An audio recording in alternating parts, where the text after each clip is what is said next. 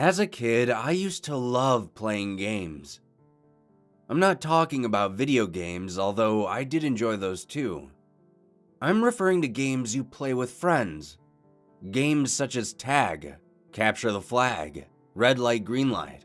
But my all-time favorite game to play growing up was hide and seek. My love for the game was probably due to the fact that I was the best hider in the neighborhood. I can't tell you how many times I've heard, "We give up," or "Ollie Ollie Oxenfree." Although I was great at melding into the shadows, my seeking skills had a lot to be desired. Oblivious is probably the easiest way to put it. One of my friends could be sticking halfway out of a bush and I'd completely miss him. That was probably what kept my friends interested in the game. They knew if I'd be seeking, they'd have a chance at winning. Almost every single day, my friends and I would get together and roam around looking for places to play. We'd often choose one of our houses and play there, but our parents were the type to tell us to just go play outside. Because of this, we'd often find various places nearby to play and hang out. Within walking distance, there were a few local parks which became our go-to locations. Each park had their own pros and cons, but both were fairly good in their own right. There were a couple of vacant lots, which contained various piles of junk with which to utilize. There was even a construction yard that seemed to be perpetually vacant. We played there a few times, but stopped after the police caught us and told us to leave. The reason I'm telling you all of this is so I can tell you about the last time I ever played hide and seek. It was a chilly autumn day in my town. We had already been let out from school for our winter break. Despite the ever-increasing cold weather, that did little to deter us as we still got together almost every day and hung out. It was a Friday when there was a knock on my door, asking my mother if I was home, as if I'd be anywhere else. My mom called me to the door and standing there was Chris, Mark, and Justin. Chris asked if I was down to play a little hide and seek, and of course the answer was yes. But there was something about how he was asking that seemed to indicate that he had something else up his sleeve. Curious, I asked him as I was grabbing my jacket where we'd be playing. He flashed a large grin across his face and told me it wasn't far. Not one to pass up a new and exciting adventure, I followed the group and we all began walking. We walked along the frosted sidewalk, not paying any mind to the wind biting at our faces. As we left the confines of our neighborhood, I was growing more and more unsure as we had never gone in this direction before. During our trek, we all joked and chatted about various things going on, and it wasn't much longer until I saw exactly where we were heading to. Fading into view on the horizon was what appeared to be a collection of houses, each sporting an identical pale white exterior. I asked Chris if that was the place, and he simply returned a silent nod.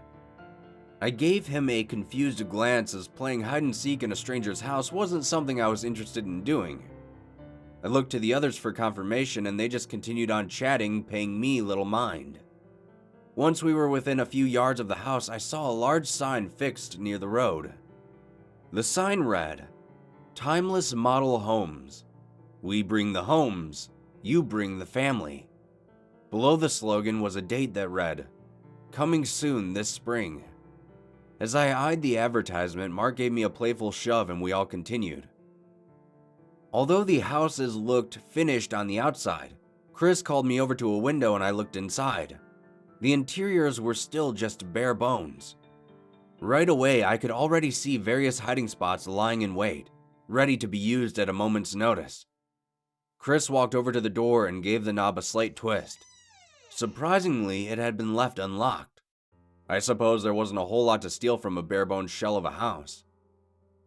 We all walked inside and examined our surroundings. There was no heat inside, so the temperature remained mostly the same. At least the wind wasn't blowing on us, I thought. Chris gathered us together and said that he'd be the first to seek. I asked what the boundaries were, because there were always boundaries. We had to have some way of keeping people from running off into the woods and never to be found by the seekers. Chris thought for a moment. He seemed to weigh the options of making the game challenging but fair. He then looked up with a grin. He said that these 3 houses, and then gestured out of the window to the other 2 houses in this particular lot, were all fair game.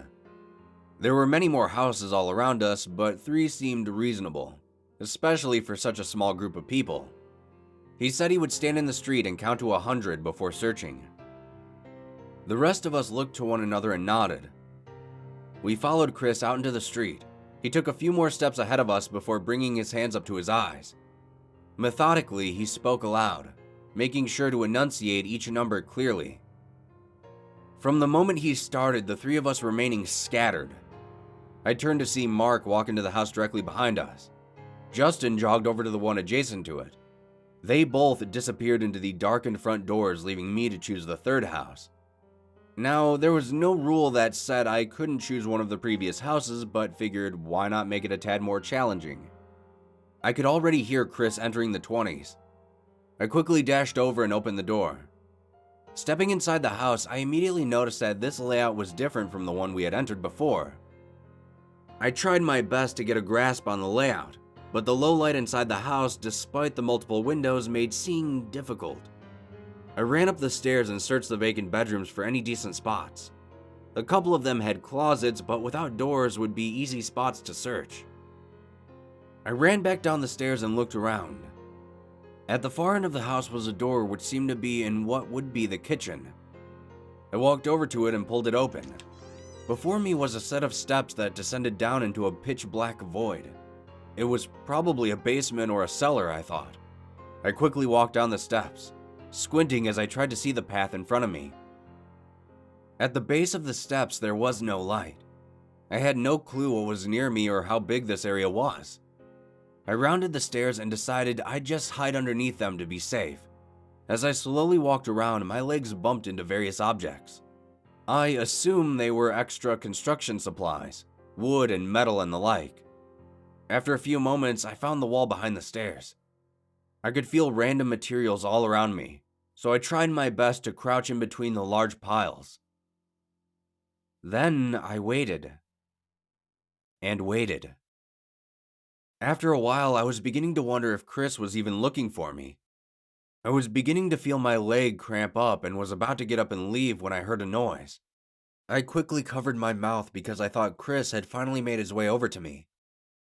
The basement door opened, and for a second, nothing happened. I thought Chris would at least call out to me, but he didn't.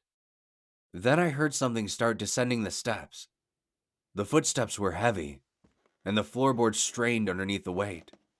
Chris wasn't a large kid. He was actually quite skinny, so I didn't know who this was. The footsteps reached the bottom of the stairs. Then the sounds completely stopped. I wasn't sure of what to do. Since I was behind the stairs, I couldn't see who it was, and with the extremely faint light shining from the kitchen area, probably through a window, it did little to illuminate my surroundings. Then I heard a voice. One that didn't belong to any of my friends. It was a deep and raspy voice that grated on my eardrums. It said, "I can see you." When I heard this, my eyes went wide. If I hadn't already been covering my mouth, I might have screamed. There was no way this person could see me. I thought I had chosen a good hiding spot. And besides, I couldn't even see him with it being so dark. Regardless, I had no idea who was in this basement with me, and that was a problem.